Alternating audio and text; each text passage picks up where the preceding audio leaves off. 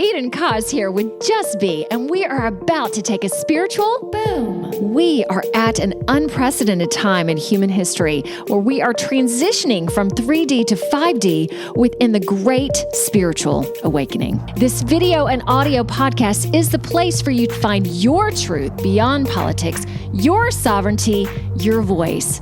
Let's kick up your vibration now. By the way, each episode ends with the Just Be practice to do just that.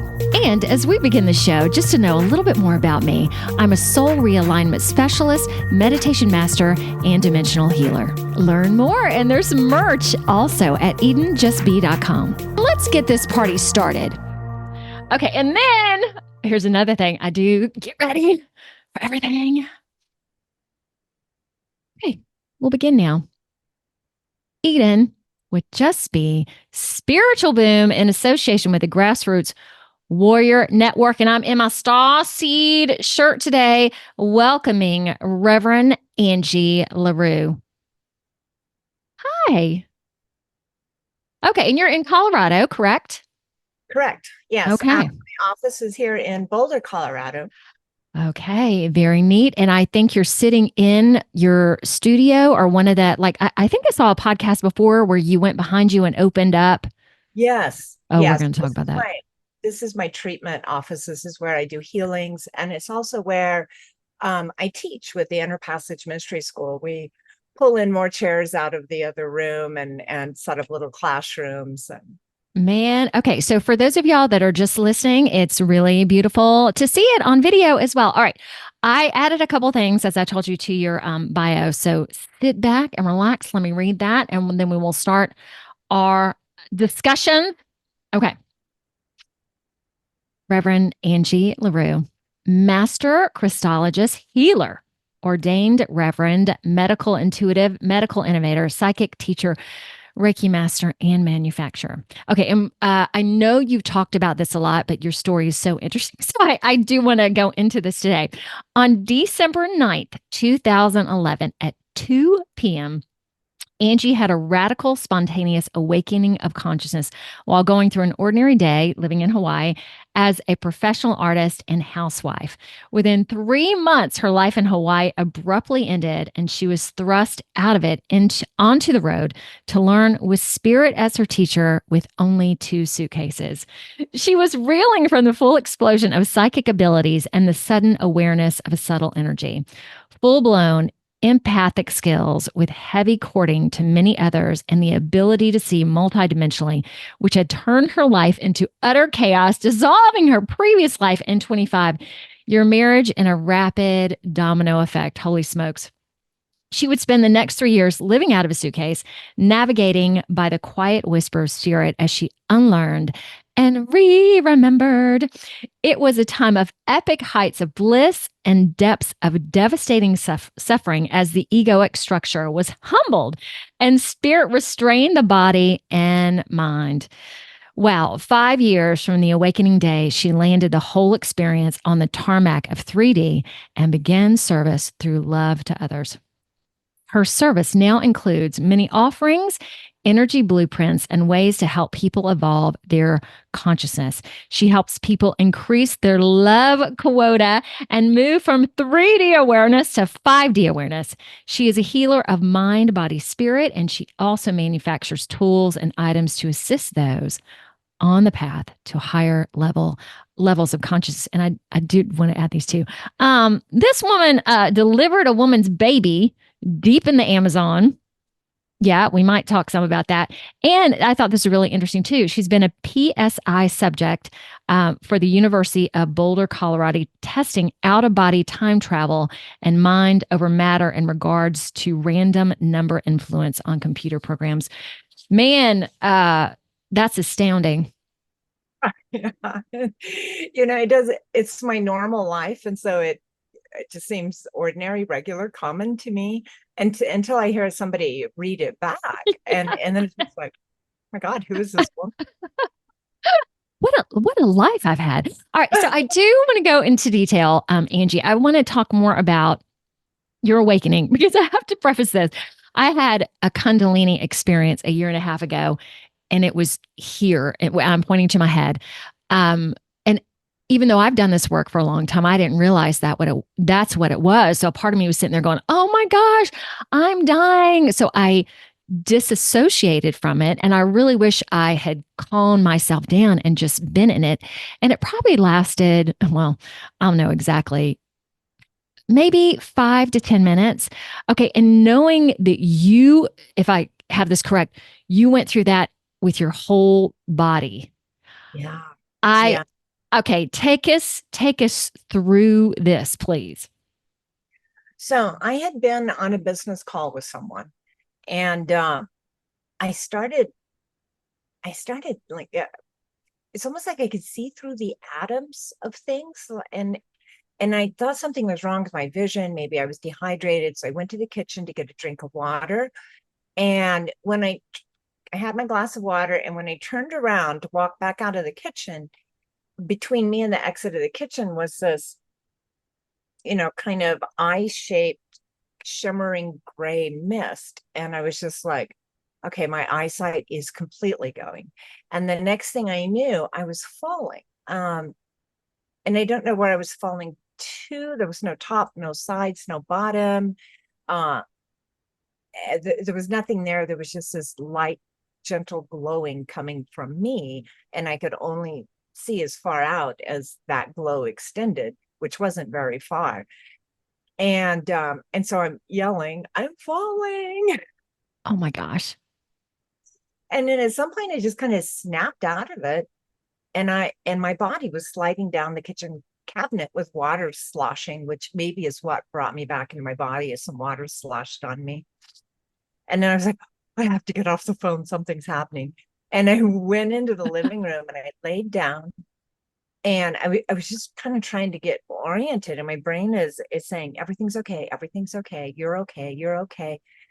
And then all of a sudden, like, I thought, I really believed this for like several years, Yeah. that lightning came out of the ground through the bottom of my feet, Oh, up my spine, and out the crown of my head. And my body arched on the carpet, and only my head and my feet were touching. I mean, I was in a back bend as it ripped through me. And then the same thing happened again the next day at the exact same time again. And so I thought I had, when my husband came home, I was like, I think lightning hit me, but I have no burn marks, and there's no burn marks on the carpet. And I don't understand what happened. Maybe I had a stroke. And so we had MRIs done and CAT scans and all kinds of psychologicals and IQ tests. and And was it painful? Like, was it just like when you imagine lightning going through you? Did it feel like that, or how did it feel? I mean, it felt like energy, absolutely. And it was Okay. voltage, but not like when you burn yourself with electricity, or not what I would imagine a lightning strike would feel like. But it was white. I remember seeing it, right? Mm, Um, but I just didn't have any other words to frame it in other than lightning. right. But to prove it was lightning, because there should have at least been burn marks somewhere. The exit point, like if you look at where trees have been hit by lightning, there's always an exit point at the base where it's burned. Yeah. And it exited out my, what I now know is the crown. I didn't know then. Okay. Uh, So were you spiritual at all when this happened? no, I was going to the Wow. Methodist church. Both of my parents had been pastors. I grew up in the Methodist church.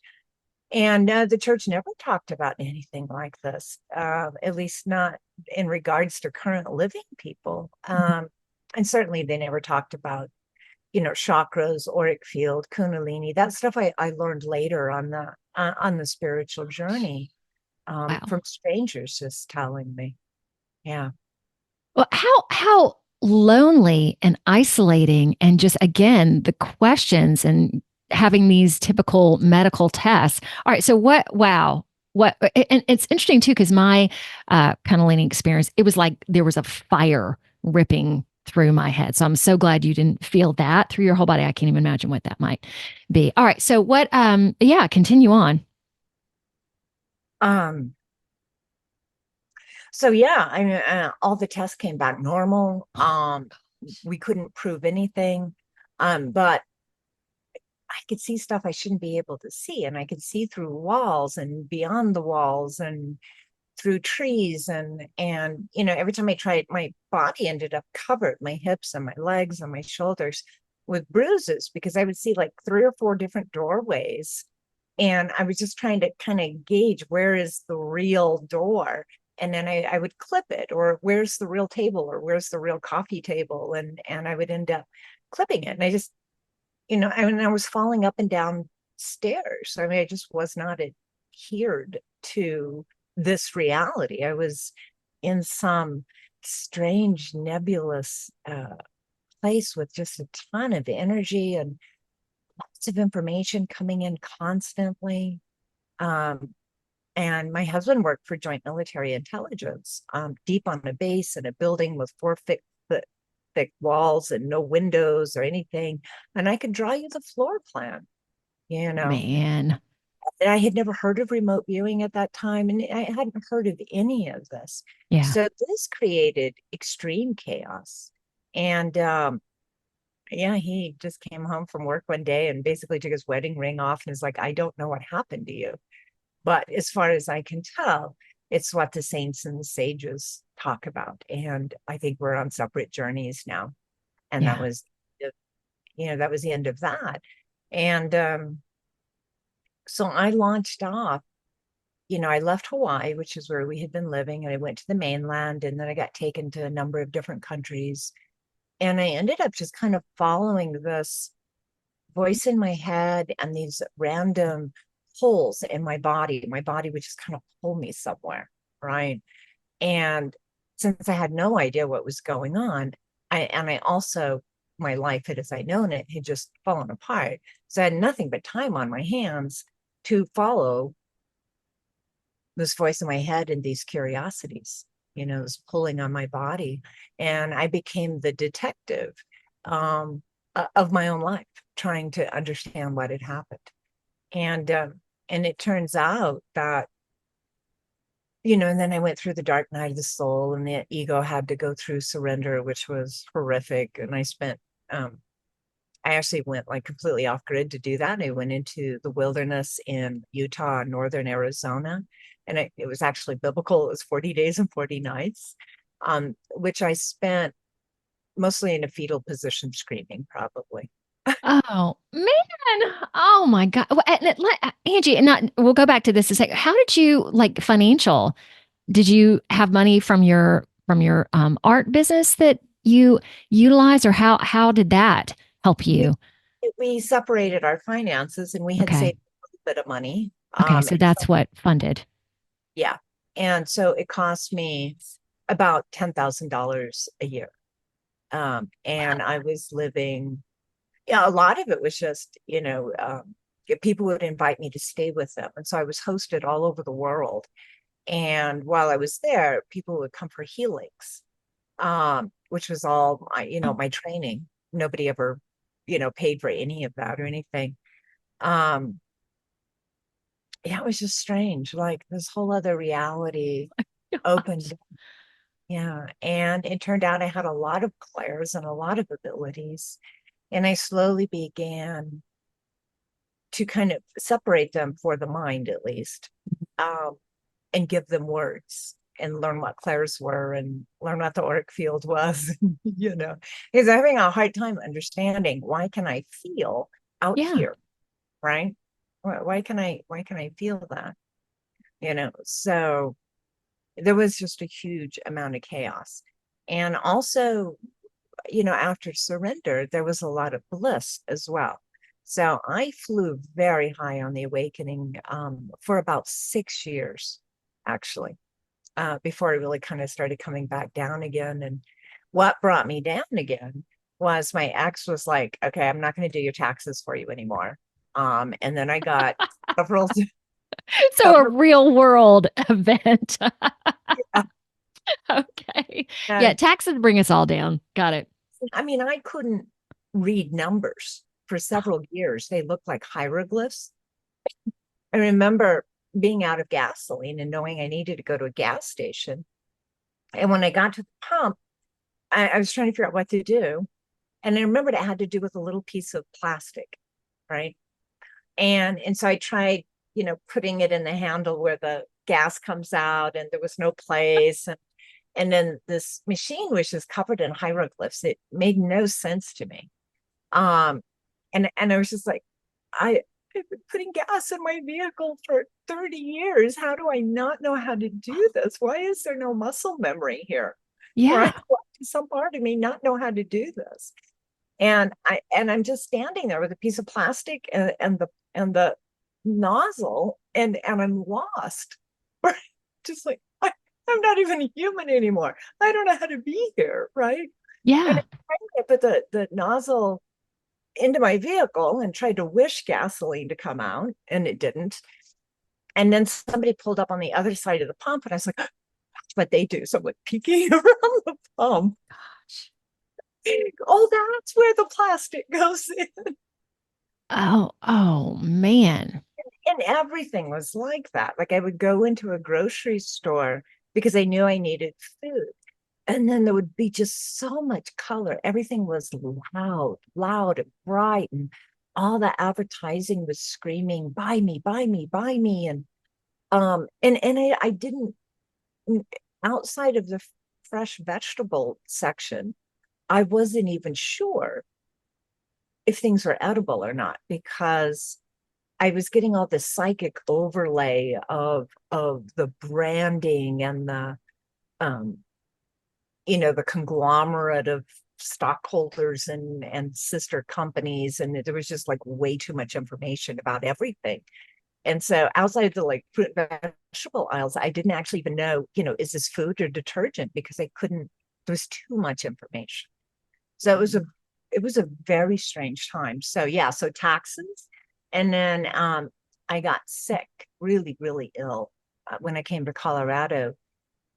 And that lowered my vibration a lot. And then the other thing that lowered my vibration was I had made a cheesecake and I put a bunch of peppermint oil in it. And apparently peppermint vibrates at like 78. And I had been vibrating at hundreds. And so now it's in my body, vibrating at that, and it started slowing my body down. And I could feel like deceleration, like if you're going in a car that's going 120 miles an hour and they let off the gas and start gently applying the brake, that deceleration, right? That you can feel that. And I felt myself decelerating. And so that's what finally got me back. And that's when I could start reading print again, and I could read numbers again. And I started remembering how things worked. Again, I think spirit drove my van most of the time. You know? So and we're not finished, but as you talk through this and it's a thing of the past and you talk about the experiences in the fetal position in Utah, is it one of those things where I would redo this in a heartbeat, if yet it was challenging? What would you say to that? I would never go through the dark night of the soul again. I just didn't live through it. I mean, that's the craziest story. So the ego so didn't want to give up. Like it wanted to be the boss of everything. It believed it was in charge of everything. It Yeah. was the totality of the self. And then suddenly there's this silent whisperer usurper trying to overthrow it. And it was fighting to hang on, right? Really strongly fighting to hang on. And it finally reached the point where it was like, well, if I can't have this body, nobody gets it. And I was faced to the north rim of the Grand Canyon, nothing in between us. There's nobody out there. It's just a drop, 2,000 feet. Jeez. And I had 1 foot on the gas and 1 foot on the brake. And I was just going to let my foot off the brake. And that was it. Ego was, we're taking the body out. Nobody else gets the body. Right. And my phone rang. You have got to be kidding. Okay. And I had been the guild leader of an online gaming group for a number of years. And when all this happened, I turned the leadership over to a very capable young man. and it's him on the phone. And he's right on the verge of tears. And he's so upset. He doesn't want to be the guild leader. He's got a million questions for me. He's having, kind of this like breakdown. And he's so emotionally insistent that I fix this for him that I ended up putting the vehicle in park and turning the engine off to help him through. Louise. Right? Yes. And so by the time it was basically like, work it out, right? Just strap on your boots and do this. You can do this. By the time I got done with all that, I wasn't in the mood to die anymore. Well, that's a good thing. Okay. And the ironic story about this young man was that his mother had stage 4 metastasized cancer and a lump of another type of cancer.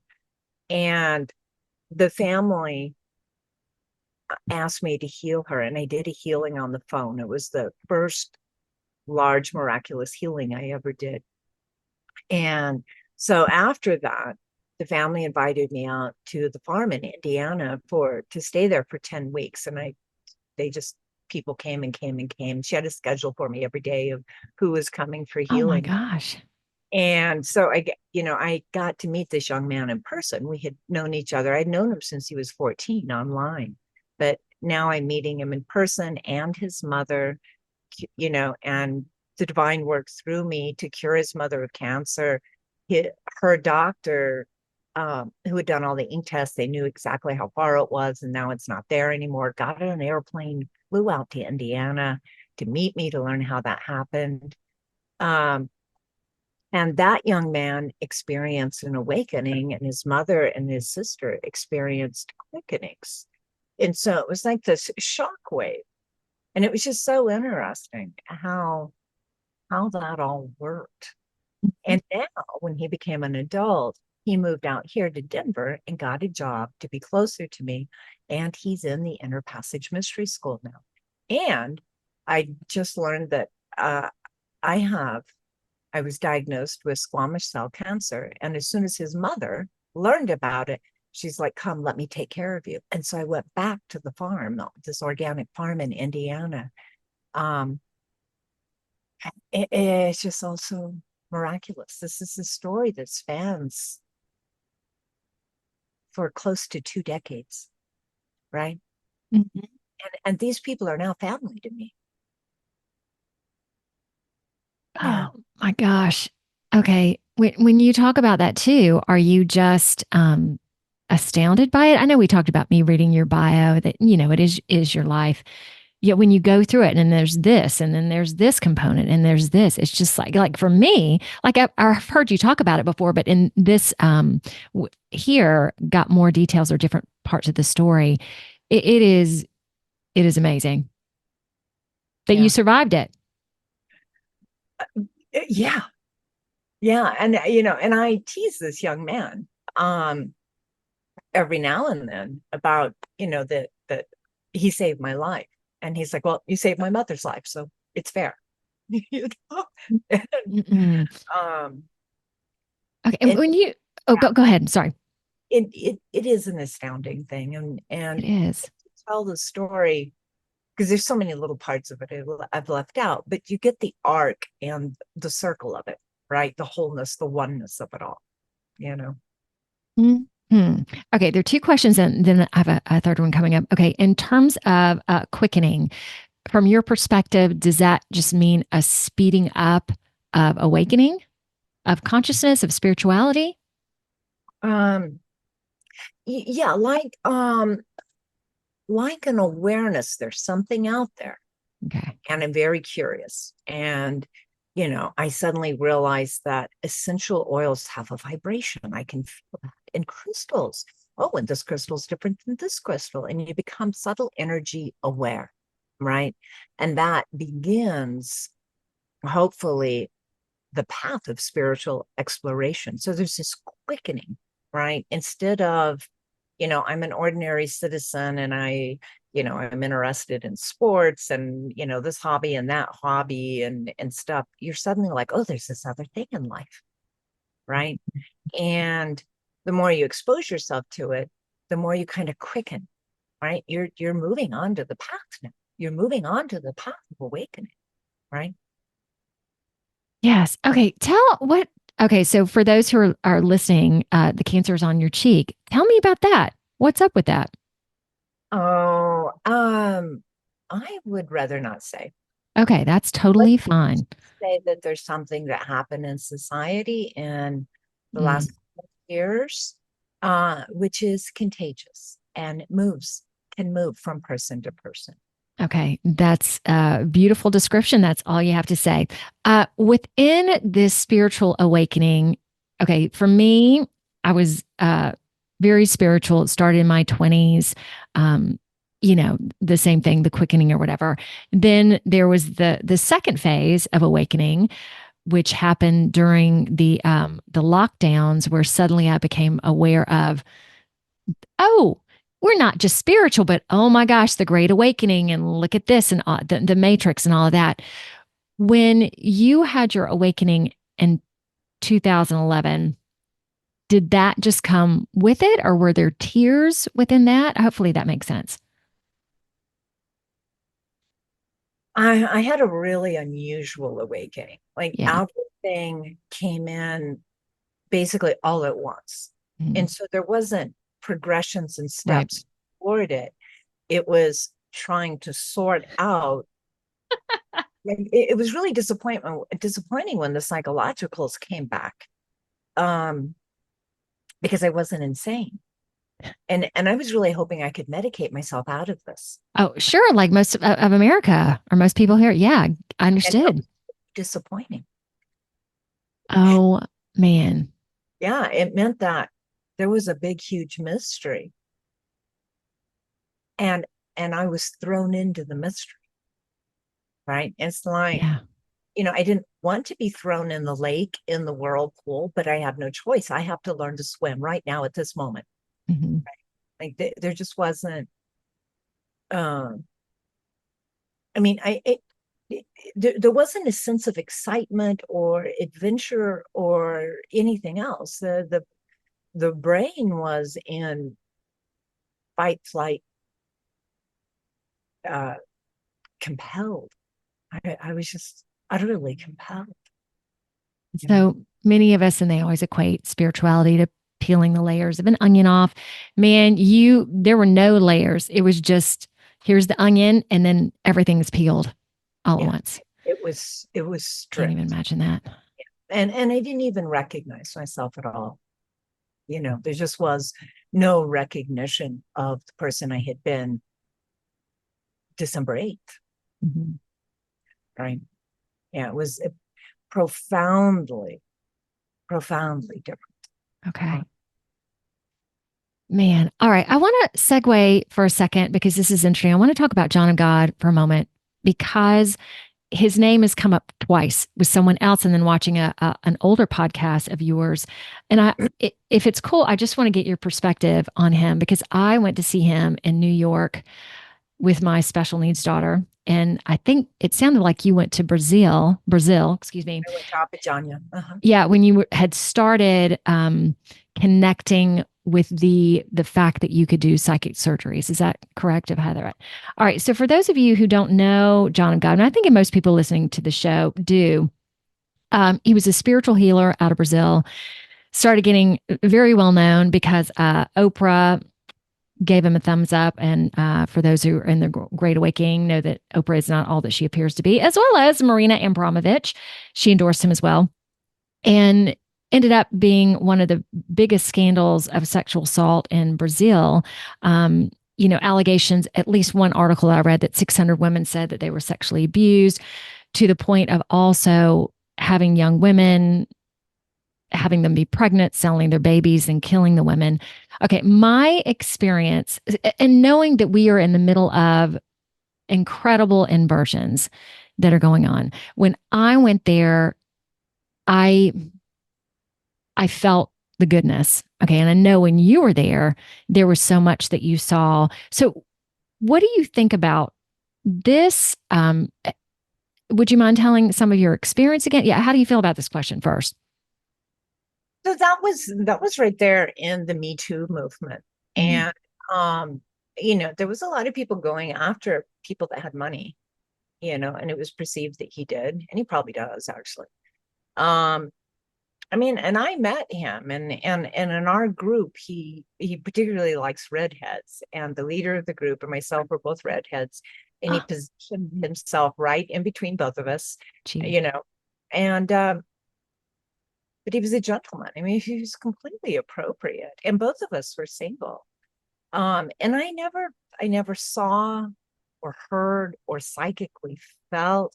I mean, understanding that he's Latino, right? And Latino is different than, you know, some very stuffy, uptight guy from England, of which we're the kind of the lineage of that. Latinos are different, you know, and they flirt and they're outrageous and there's just a whole thing about the passionate Latinos, but I never saw him be like that. And while I was there was no rumors, and there were people that had been leading groups to Abidjanya for 10 to 20 years, and there was no rumors, and nobody talked anything like that. And the energy was very high frequency, very clean, and very clear. Um, and he was the real deal. I mean, these various, you know, former surgeons and saints and stuff really do come through his vessel and work with people, and they are amazing. So yeah, I've never, and I think he was acquitted of most of those charges. He's not in prison anymore. They released him, and Really? Thank you. I didn't know that. Okay. Well, because when I was in a room with him, there were probably 20 to 25 of us, and we did a meditation for about 3 hours. So my daughter, who was then either 10 or 11, or maybe younger than that, sat on my lap the whole time, during a quiet meditation. So it was very wonderful, highly unique. All right. Do you feel that these rumors were true, or maybe some of them not at all? I mean, I know Latino men, and so Yeah. I'm not going to say. I mean, he was married, so I'm not going to say maybe he didn't stray a couple times. That wouldn't Okay. surprise me. And it's not untypical, necessarily. But I just didn't get that. I didn't pick up any information like that. Mhm. Not on the psychic level, not via rumor mill, not via the townspeople in Abidjanya. There was just no creepy layer going on, and usually that stuff shows up Yeah. as you know little black entities, because there's it's the loosh. The loosh is created. There's lots of entities that are attracted to that, and there was just nothing like that there. Um, yeah, I mean, I can't verify any of that. I witnessed nothing, even on the psychic levels, right? Yeah, and it's challenging today how say good people are put under the bus on purpose. Yeah, I was just thank you so much for sharing your impressions of that. Can you tell me about being a master Crystologist? Oh, okay. Let's go. um, so that was part of the downloads I got that left me in chaos. Was um, some of my earlier incarnations here had been during the Lemurian period, and various lifetimes I was, an alkalite in the temples and alkalite in the caves, and kind of eventually became one of the crystal priestesses that people would come in through the caves to receive healing, from body, mind, or spirit. And there would be these huge crystals which were programmed to give them certain blueprints. And that technology continues to develop, and then they had these Lemurian surgical amphitheaters that were just astounding. And they could extend life force, cellular life of the body, and et cetera, et cetera. And so part of my awakening was getting the downloads or the blueprints of how to build crystal-based technology. So, we know energy from, the sun, water, wave movement, wind power, fossil fuels, which we then convert into electricity. But quartz crystals also produce two different types of energy. Piezo, which is strike. When you strike two crystals, it creates a spark inside of both crystals. And piezo, which is a current, which spins through quartz crystals in particular. Those can be used. I mean, it's energy. It's a form of energy that you can build technology on. And in fact, we have. Right now, you have crystal-based technology right there. You've got your computer, you've got your cell phone, any kind of electronic or digital type of thing you have would not work if it wasn't for the crystal chip that's in it. We don't recognize it as such, but our technology is based on crystals. And our demand for crystals is so high that we now lab grow them and slice them and put them in all the electronics. But if you take out the crystal chip that's in almost everything, half the cars on the street wouldn't even work. Anything with a computer has a crystal in it, right? Now, the difference is that we're running electricity or current or battery through those crystals now. But there's other ways to do it. And so, Crystologist, I understand the capacity and the capability of crystals, what they do, how they clean up energy, and how they can take programming. And so you can tell the crystal what to be or what energy to put out, and it will do that. Pretty cool, huh? Yes, very cool. So what kind of crystals do you work with? Yeah, what more can you tell me? Okay, so I have many of these. Oh, that's beautiful. Can you describe that for those who aren't watching? So it's a layer of black iron oxide. This is the same as a cassette tape. It's basically exactly the same ingredients. So it holds a magnetic current. I could put a magnetic recording on it. On the top is crystals. See those crystals? Yes. These crystals act as a speaker. Okay, so I record a certain set of frequencies. This is health and wellness. I have many different ones, many different sets of energy cocktails. And it silently puts out that frequency, which comes through the crystals, crystals, which amplify it. And so I can then tuck it in my bra or my hand or my pocket, and I receive the energies of, in this case, health and wellness, silently. I don't have to listen to music or anything else. It's just there, like an IV drip, giving me that. And that's crystal technology right there. And it's solid state. You can break this into 40 little pieces, and every black piece is going to hold the codes to release that frequency, and every piece that still has a crystal on it can release the frequency. So it's solid state technology. Even broken, it works. We don't build like that anymore, right? Yeah. I'll show you something else for a moment. Okay.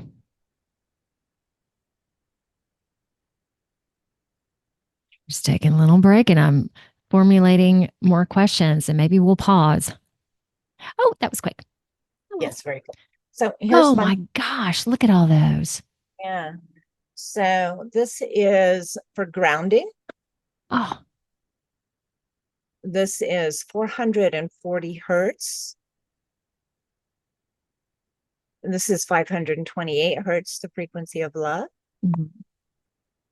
This one is frequencies that mold and fungus don't like. So if you have a mold and fungus problem, and I've got about 3 different sets of frequencies for these. Okay, is that mold and fungus around your house, or if you have a fungus within your physical body as well? Physical body. So a lot of people here in Colorado have mold exposure, and I have a Lyme disease and irritable bowel syndrome. And one's for connecting you to your source and higher self. One's for personal well-being. I've got ones for, business owners and entrepreneurs, for public speakers, like anything. Like once we know the frequency, and I have a signal generator and a recording studio, and it's You really, okay. So is that on CrystalArrays.com? I know you have an Etsy page as well. yep, Okay. yep. So those are for sale. You can get them as well. You can, and you can also write me because I haven't had time to Oh, get all of them on my website. Yeah, okay. So write you if there's something like a specific thing you're looking for. yeah. And that's Wow. CrystalArrays@gmail.com. Okay. Yeah. And Do then this you? is Oh, go another ahead. technology. Oh, can you describe that one? Yeah. So this That's is what we beautiful. call a holy hand grenade. Okay. Oh my gosh. I'm going to write that down. And all these different metals right here are antennas, and they're pulling in all kinds of frequencies. So emotional frequencies, like if there was a spat or somebody with sad stories or whatever, those are being pulled in. EMF, Wi-Fi, leaky electricity, X-rays, all the stuff in the air, pulls it up into a crystal, which is in the center, which you can't see, which cleans it up. And that has some additional programming and copper and stuff like that. And then it puts it out through the top. So this part pulls in, this is all the antennas. This part puts out a cleaned energy. Okay.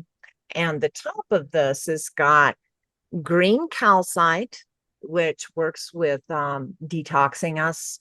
It's got lapis lazuli, which helps open the third eye and advance spiritual consciousness. It's got a bunch of different rods of selenite, which is a bridge to fifth dimensional consciousness. And it's got citrine on the top, which is the happy, Yeah. happy joy. So I'm taking, it's like an air purifier, but Yeah. and then we're outputting it with the frequencies that we actually want for physical health, psychological well-being, and spiritual advancement. Okay, so if you had like one of those holy hand grenades in your home, in terms of, would it help with Wi-Fi, with any negative EMFs? Like, would you recommend one per room, or one for your house is good? No, this does that. This will do like your living room, Okay. your kitchen. So like most people will get like two of them, one for the bedroom and one for the living room.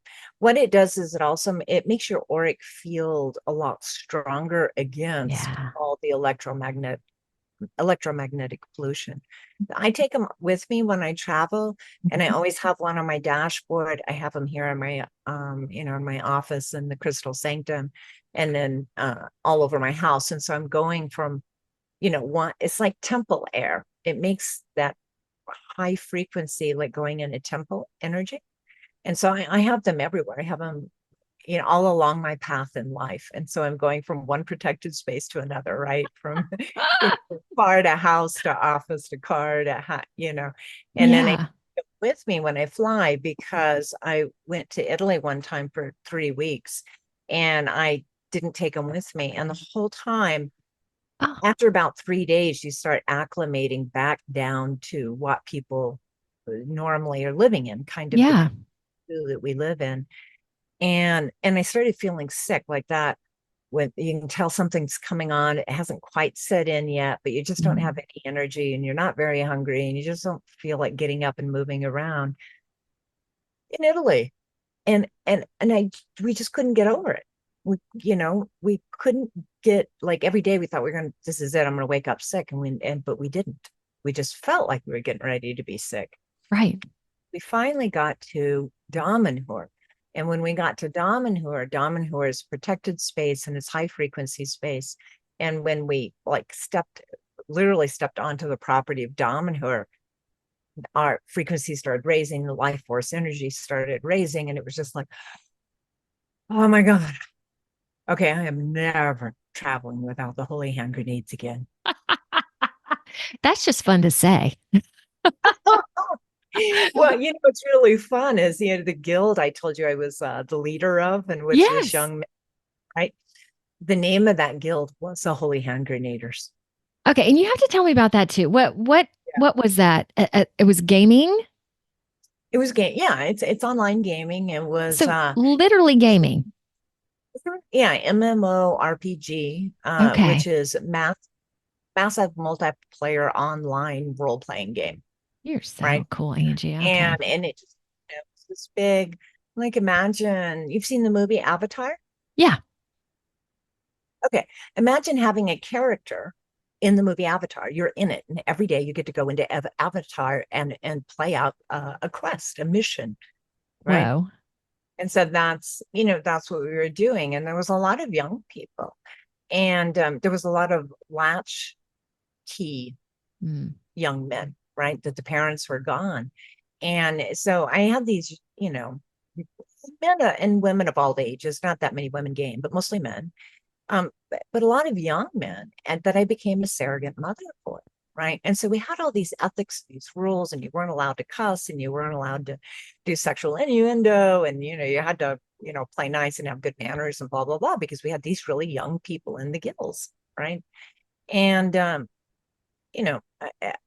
would, the parents wouldn't come home at night or something, and they would leave their Hmm. computers on and their speakers on so that they could hear my voice, right? And when they were sick and stuff, they would leave their computers and their speakers on. I know, right? Wow. Yes. I know. Yeah. And the old men, it was the same way. They were like, I have insomnia and I can't sleep unless I hear your voice. And so I'd be like, it's like 2 o'clock in the morning, and I'm like reading poetry and, just talking and stuff, because it supported so many people. Isn't that crazy? Well, this is highly unusual too. That I read gaming, and I'm like, oh, I wonder if that's probably not typical gaming, but it is. So you were probably this very unique. Well, you were a very unique individual being a part of it. So yeah, I'm sure they were just like attracted to you, or just, can you assist me? That's. Would you have ever expected that? No, no. And after awakening, I realized that a lot of the leadership skills that I had developed back Yeah. during gaming helped me as a spiritual leader. It's like Mhm. I see all the steps. It's just Mhm. like, it's brilliant, right? Because I wouldn't have never voluntarily stepped into a leadership position of men's souls, right? Right. No pressure there, Right. except for this very gentle introduction in a pretend gaming setting. And there were Gosh. people, because I had these rules and ethics of how you did things, right? Right. I had my own art of war, except it was the art of peace, right? Yeah. And like when some of the men would become leaders in their company, when they'd be promoted, after they got their promotion, they would come to me to get the full guild rules, because it was such a good way to become a leader. Wow. Yeah. So then when I was called into spirit, called into service by spirit, I had a decade of practice being a leader. Jeez Louise. Yeah. And so unexpectedly, So because a lot of times on the show, we talk about, gaming and how so many people are so absorbed in it and not being present in the world, where yours is the complete opposite of that, which is nice. Again, nice to hear. And I wanted to ask you this, and then after it, I would like to go into the Just Be practice, which you mentioned potentially do a Palladian event, but we'll see if that feels right for you today. All right. So the one question I have for you, Reverend Angie. So for me, okay, and I really want to hear your impressions on this, knowing that there is so much going on in Aurora, Colorado. So I haven't looked at current events lately, but I decided, okay, I'll just check in a little bit, because I'm really attempting to see it, but not be of it. And also a lot of truthers right now that, 10 of the major cities in the United States are going to be blown up. And a part of me right now is like, no, that's not the world that I'm going to be in. I can hear you talk about it. So I started looking at all this terrorism or these cells because I also have heard that, part of the immigration is to bring all these young men in and that there are going to be all these cells within the United States, yet continuing to move away from fear with that. And again, saying that's not going to be part of my existence. Are you experiencing anything there? I don't know how far Aurora is from you, or what would you say to that? So Aurora is the next town over. Oh And gosh. um I don't know why, but Colorado decided to immigrate a whole bunch of people who passed over the border into our state, and they just bus them to different towns and drop them off. I mean, I don't know. I've never seen anything like this in my lifetime. I mean, it looks like an infiltration, and crime has gone up, and murder and rape, and it's an issue. And I don't even know what to think or say about it. It seems like to me, as a nation, we've kind of collectively lost our minds. I mean, really. Indeed. From what I understand it from you might call this a conspiracy theory kind of view that this is part of the grand scheme to bring all these young men in. So a lot of the illegal aliens that are coming over, like there aren't a lot of women and children, they're men of fighting age, and they're going to be all these, cells put all over different states and essentially a terrorist takeover. Yet again, I I don't want to be like this is part of I don't want to be naive, yet I also do not want to attach to that or I don't want that to be or not don't. I don't want that to be part of my reality. So it is like again in terms of this great split that's going on potentially from 3D to 5D, like again how you can It's one split from it. it's one of many splits, right? Mhm. The last 4 or 5 years have been Yes. crazy as Yes. like, and it's just one, oh my gosh, after the next, right? Like there, Yeah. I mean, and there's this point where how much capacity do I even have for this, right? Like if I'm said to Mhm. be in this world but not of Mhm. this world, how much, because it lowers your frequency, It right? does. And I've been down a few rabbit holes, and I went down rabbit holes from other ways because 6 months before anybody had heard of Wuhan, China, I had Palladians telling me about it, right? Right. And they were like, there's a big scam coming. There's a big bad thing, and everybody on the planet is going to hear about it. And I'm like going, oh my God, alien prophets, right? Bingo. They were right on the money. and I didn't even particularly believe them. And they Yeah. said, you will hear about it by the middle of December.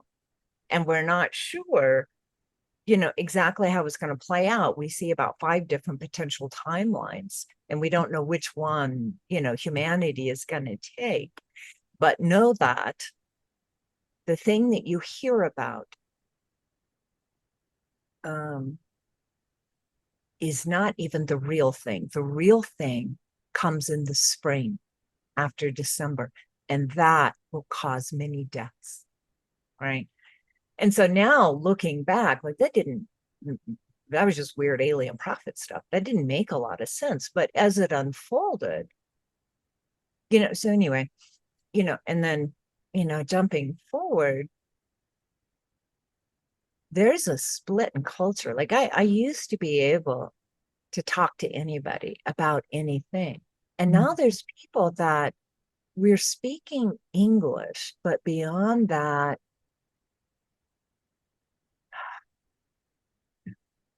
yeah.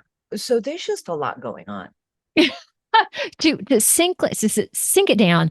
And you're right. It's not only the division within humanity, but when you talk about the great split too, there's even language and love and hate's becoming more clear too. And which side are you on? And if you choose to go the love side, your experience can be exponentially different. And I'm hoping that everybody who's listening or watching is taking that side as well, even though we're not taking sides, but it is kind of like taking side, but it's not, but it is. Well, we Thank can't, you. even just from a logical, practical place, which I try to be the rational mystic, Beautiful. we can't solve anything from a place of fear. No problem can Exactly. be solved at the same vibration that it was created at. Mm-hmm. So really the only way out and through this for anybody is love. Any other route, you're a victim. You are in fight, flight, or freeze instinct. And we can't problem solve from there. You you you you can't defend yourself from there. You can't make a good decision from there. So there is no other option except to get out of survival mode, of which there's a huge mechanism trying to push us into that, because they can then control our reactions from that place. We're very programmable and we're very predictable. We spent millions of dollars in the 70s dumping money into US universities, into psychology departments, to completely understand the human brain. And we understand it now, right? We're programmable as can be. So the only rational solution here is to go down the path of love and to trust. Trust the divinity within you. It will guide you safely. And nothing else can, right? But in order to connect to that, you can't be in a place of fight, flight, freeze. See, the recipe is raise your frequency. I don't actually rationally see another realistic Mm-hmm. course that we can take as a race, as a species. Love that. Love that.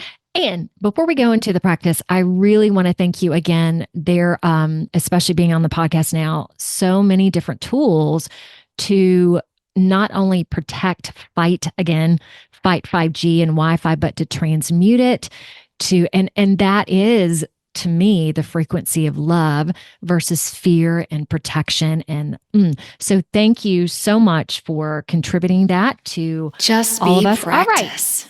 Let's go into the practice now. What are you going to do for us today? And Okay, thank you. so I think what I'm going to do is I'm going to deliver some Palladian Codum. So part of the whole awakening path is, yeah, we're not alone in the universe, and there's a lot of other beings that are a lot more advanced than us. And for some of those beings, they're kind of like missionaries, right? And they'll help you to understand the universe from their level of understanding. And some of them are reaching almost this like creator being level. And the particular group of Palladians that came into my experience understand frequency really, really well. And so they have these like mathematical formulas, which are fractal transmit. I don't know how to say it, but we'll just call it transmission or a download, even though it's activated through numbers. And they're very specific. They only do the one thing that they do. And so I'll be saying those formulas, and then I'll put that energy out to you guys, and then we'll activate it together. Okay. And there's 4 words to activate it. Activate, which means just turn it on in my system. So if you don't want it, don't say activate. Enhance, which means tune it to your unique spiritual frequency, because we're unique fractals of God. So it's not tens by Omar, one size doesn't fit all. It changes it to you. Amplify, which is homeopathic, and it just kind of spreads. And then activate, enhance, amplify, expand. Expand takes it into your multi-dimensional body. So, Yeah. the fourth dimensional, fifth dimensional, sixth dimensional, because if we make a change down here in the 3D, we want that change to be consistent with the rest of our bodies, clear back to source. And so that's what that does. It just tunes it to source. Okay. All right. And Eden, your listeners, what do you think they would be most interested in? What's going to do them the most good? And I can come up with, I have a lot. So In terms of what? Give me more specifics if you would mind. what's going to be helpful for them today? Oh, If I can send out 1,000 energies, what geez. energy? As we're talking about love and moving away from fear, if we could get specific with that. Okay, great. Okay.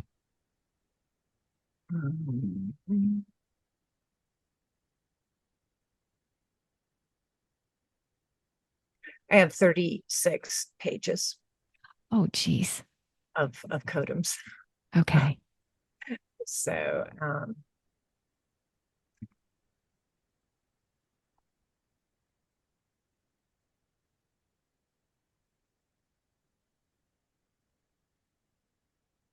all right. So what I'm going to have you do, because it's going to take me a little bit, kind of like, a barista mixing an exotic cocktail. I have to kind of mix these cocktails together. As I do that, would it be okay if maybe you could lead everybody in kind of a little centering meditation?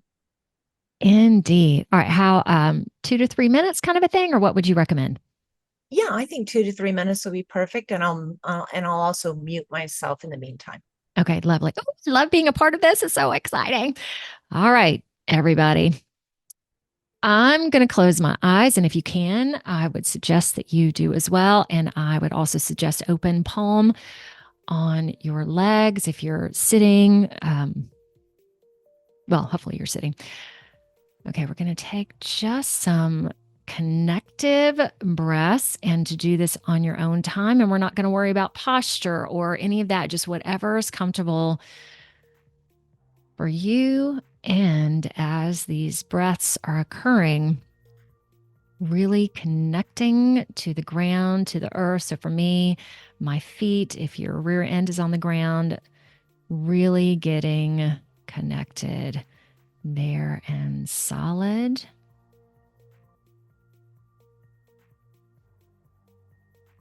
Okay. And as you're here, just the basics, letting go of what you have going on next, whatever's on your calendar, that it is so important and high vibrational to be here with Angie as she collects all this information that is going to be delivered to us and enhance us.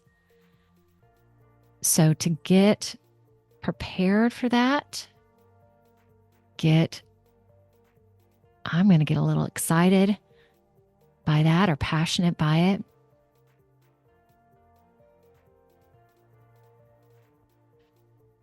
Breathe a little.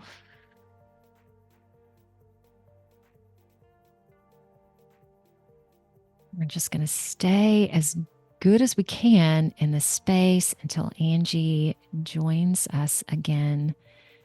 And just being in this trust arena, this faith arena.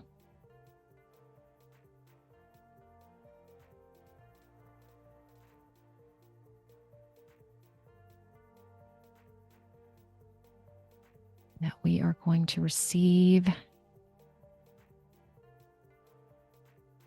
incredible energies and frequencies.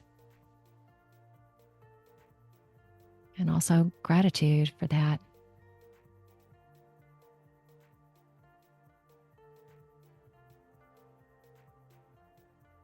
Now, patience and preparation. And I'll be quiet now.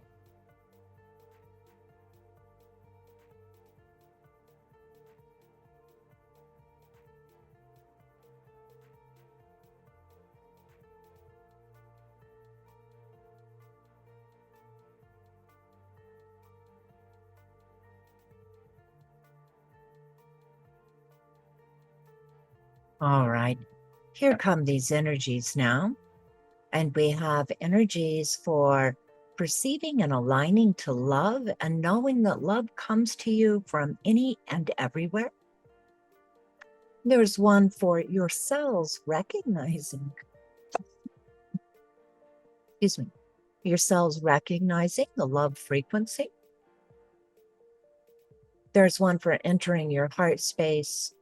There's one for communication of internal prosperity, heart space translations and sensing internal prosperity.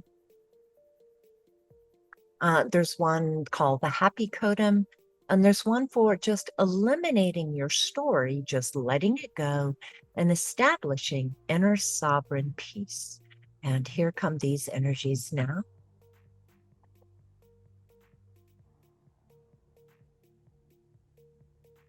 Take a nice inhalation and say with me, activate.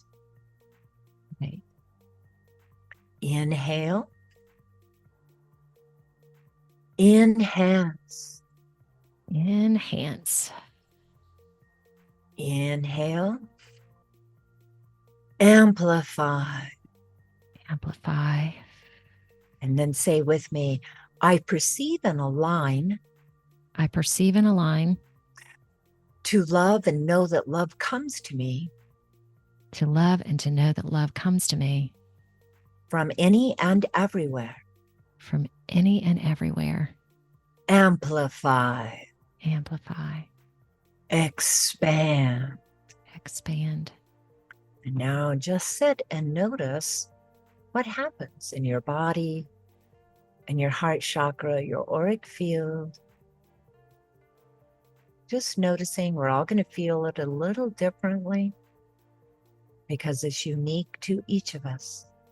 But allowing yourself to integrate and melt into and be soothed by this Kodam cocktail of loving energies.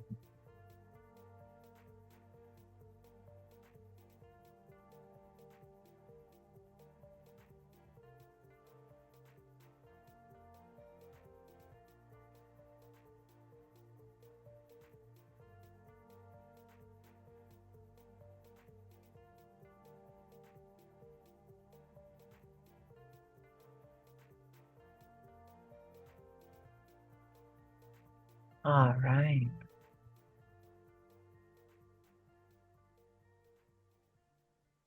And how are you feeling, Eden? How was that for you? Marvelous. And it's probably because you're helping guide this. When we got through talking, I just felt like all these crystals around, like when you were showing the hand grenade, like they were small and just everywhere.